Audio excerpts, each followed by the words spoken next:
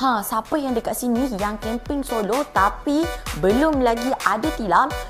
Mai sini Wai nak tunjuk untuk kita nak punya inflate bag yang single punya. Sebab apa? Ramai orang belum tahu lagi kita ada tilam inflatable yang jenis single. So jom Wai nak tunjuk dekat korang kita orang punya tilam inflate kita untuk yang size single.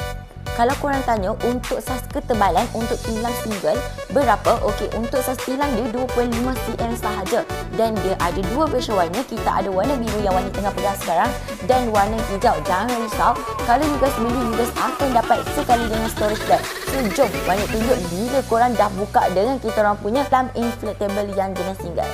Okey, so bila korang dah dapat macam ni, korang buka sahaja dia punya buckle.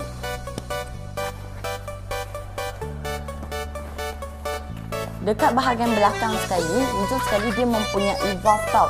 So, korang buka sahaja valve ni dan korang tunggu sehingga 5 ke 8 minit. So, dia akan mengembang tau. So, sebab apa? Material dekat bahagian dalam dia jenis pine tau. So, korang tak perlukan sebarang pump. You guys buka je valve, angin akan masuk sendirilah.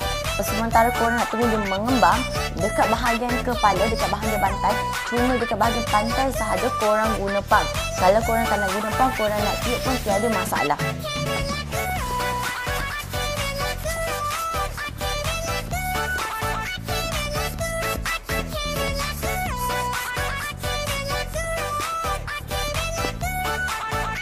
So, untuk bahagian bantai dah siap.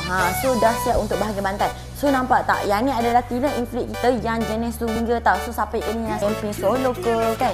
Korang bolehlah pakai. Okey, macam ni dia dah kembang dah lah. Dia kemas sehingga 2.5 cm saja. So, kalau korang nak dapatkan sekarang, you guys boleh dapatkan sekarang dekat Bag Link. Dan jangan lupa korang boleh tekan button follow juga tau. Bye!